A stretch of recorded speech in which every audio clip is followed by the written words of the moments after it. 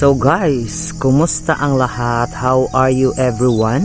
So by the way, andito ako ngayon sa ating farm, dito sa ating pagtataniman ng mga rubber plants. So as you can see guys, all of the grasses na matataas is naputulan natin, and yesterday I already applied a herbicide and it is 3 days ago. So the herbicide is slightly or unti-unti nang nag-effect. So ito na, nagkakaroon na siya ng ganyan.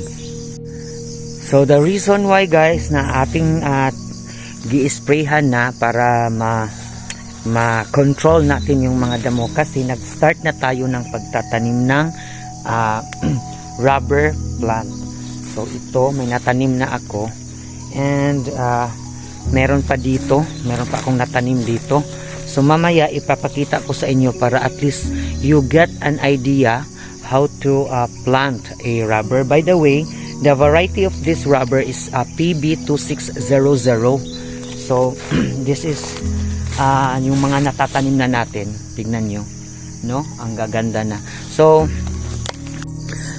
meron tayong 500 seedlings of rubbers, pero hindi yan kasya dito lahat kasi ito 4x4 yung ano nito, yung from dyan, yung length niya is 4 and yung width niya, yung kalapad is 4 din. So 4x4.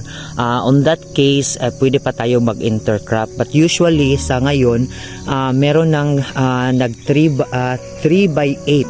So yung length niya, yung row is 3 meters away from each trees, while the width niya is 8. So for that is nag-intercrop din sila like ng mga cacao like this. Nag-intercrop tayo ng cacao. So ayun, cacao, and then some of them are durians. So ito yung mga natitira kasi dito in this area, this is maliit lang, small farm lot lang to siya. Not like about an hectare, but napuno natin siya ng 100 ka-seedlings.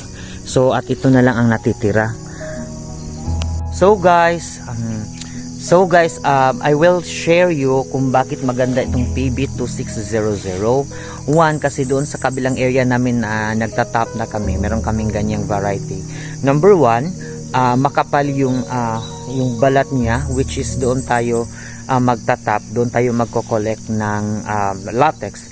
Number 2 din is malakas siya magbigay ng latex guys. So aside from other variety 600 and also the GT, PB is now one of the best variety for the rubbers kasi yun na nga, matibay siya, makapal yung skin, at saka magpuproduce siya ng maraming latex. So I will show you now sa butas ko. Well, honestly, hindi ako nagsusukat ng gaano kalalim or gaano siya kalapad yung butas, but I will just show you para at least you have an idea. And by the way, hindi rin ako naglalagay ng puting, but you can try or you can do that. Maglalagay kayo ng puting like chicken dung or any organic materials like fertilizer, but for applying a fertilizer on a puting, make it sure, I will show you.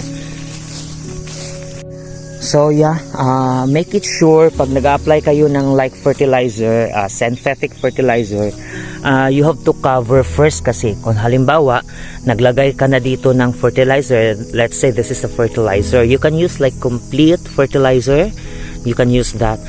When you put that, you have to cover ng soil, kasi the tendency, ang mangyayari kung bakit natin gagawin dapat ng ganyan, to avoid na yung maliliit pa na ugat like this. So yan, ipapakita ko sa inyo kung bakit kailangan natin siyang i-cover, kasi as you can see, ititir mo lang to. Yung iba gumagamit ng mga cutter to cut the bag. This. So let me show you. It is because ang dami pa niyang maliliit na. You have also to carefully take off this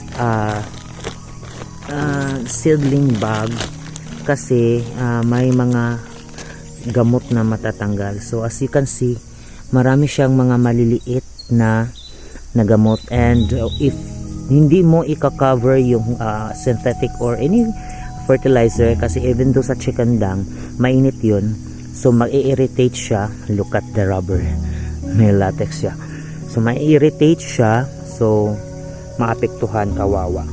So let me show you, this is how to plant the rubber. So like that guys, ganito lang siya, saktong-sakto lang na yung the whole the depth, yung lalim niya is sakto lang din dito. In case kasi like this, kasi dito sa area namin kasi mahangin dito guys, may mga season dito na malakas yung hangin, so kailangan namin nalaliman yung pagtatanim to prevent na masira siya ng hangin, and then para din yung gamot niya, yung ugat niya is tumatagos talaga doon at matibay siya, kasi kapit na kapit. For some cases kasi na mga area na hindi naman masyadong mahangin, hindi masyadong malalim, but here, yes, kailangan nating laliman. And meron pang snail that devour it. I'm so sorry my dear, but go away. So yeah, that's it guys, and I will going to update you more on rubber plant production, kasi meron din kaming isang area na nagtatap na talaga kami. If you check on my other videos, and you can see it sa mga nagtatap kami doon na mga time. And if you are not yet subscribing, please guys, subscribe to my YouTube channel, and that would be very much appreciated. Thank you and have a great day. Bye.